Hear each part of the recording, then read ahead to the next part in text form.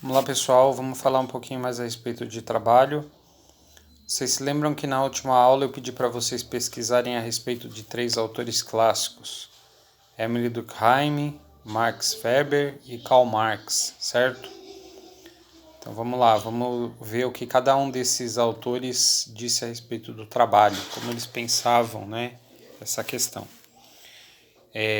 Durkheim foi um sociólogo francês, foi quem deu método para o estudo sociológico.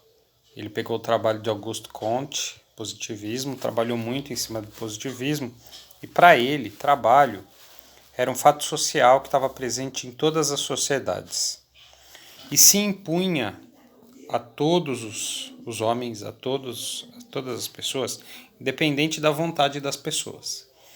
Então, era um fato social imposto a todo mundo. E segundo Emile Durkheim, isso também era importante, porque ele promovia a coesão social. E o que é coesão social? É quando todo mundo caminha junto, coeso, firme, com o mesmo propósito, seguindo o mesmo caminho. Então, se o trabalho promovia a coesão social, ele devia ser preservado. Esse fato social deveria ser preservado. Por quê? Levando em consideração que ele pensava, com base na teoria positivista de Auguste Comte, a sociedade, para crescer, ela precisava dessa coesão social, para se desenvolver, para todo mundo ir junto. Então, Karl Marx, por outro lado, ele pensava o trabalho de uma maneira diferente.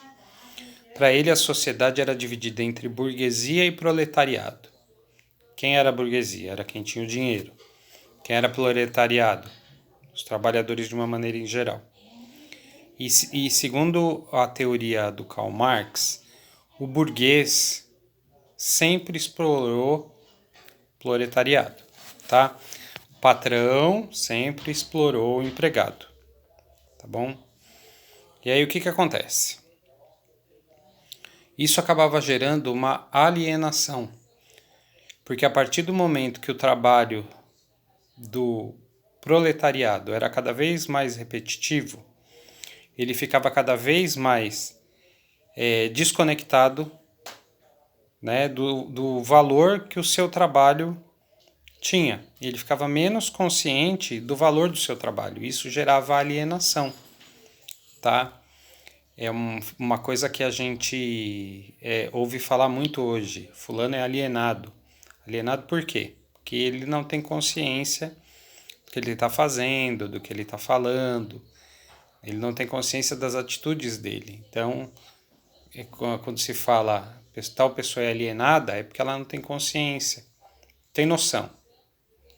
Vamos falar mais numa linguagem mais simples. Quando a pessoa é sem noção, ela é alienada. E isso vem da teoria de Karl Marx.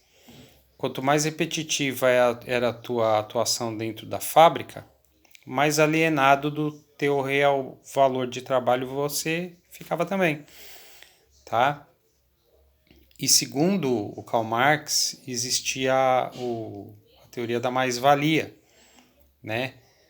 Que era a diferença entre o valor da tua mão de obra, daquilo que você produzia, e do lucro que o burguês conseguia com o teu trabalho lá na frente, que ficava para ele, tá? A teoria do Karl Marx deu origem ao socialismo, ao comunismo, e todas as teorias que vão para esse caminho, que até hoje em dia, muitas lutas de trabalhadores, lutas sindicais, são calcadas nas ideias de Karl Marx, nessa ideia de que o patrão burguês sempre explora a mão de obra do proletariado, tá bom? E Max Weber, ele pensava de uma maneira diferente. Ele também pensava no fator histórico, o trabalho tinha um fator histórico, e que as sociedades capitalistas para elas se desenvolverem, o trabalho era fundamental. Só que ele tinha uma visão um tanto quanto religiosa da coisa, de que o trabalho dignificava o homem, né? E que se você trabalhasse arduamente, trabalhasse ali de sol a sol, né, com muito afinco e calcado numa ética religiosa, tá, disciplinado, isso levaria ao teu progresso, tá? Teu progresso individual e teu progresso como sociedade também. Muitos países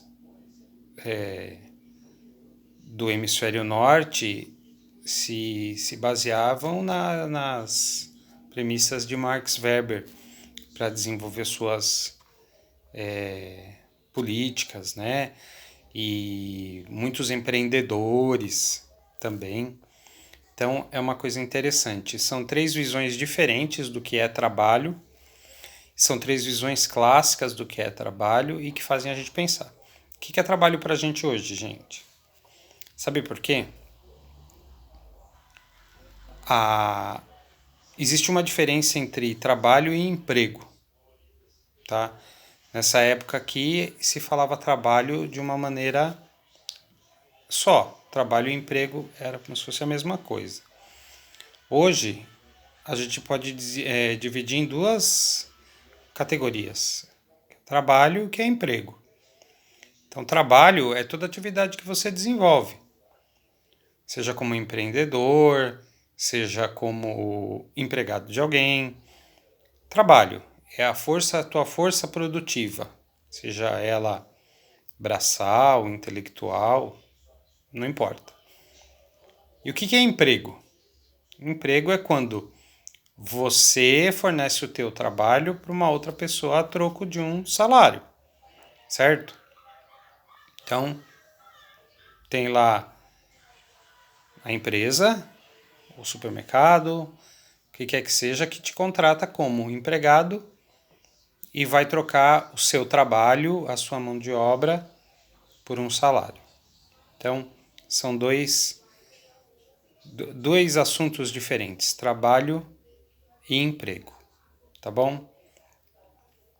Existem outros autores, existem outras teorias. Hoje a gente vive uma era tecnológica, hoje a gente vive uma era de globalização, em que um produto feito num país distante abastece um outro país, né? Eu faço um trabalho aqui que vai para fora do país.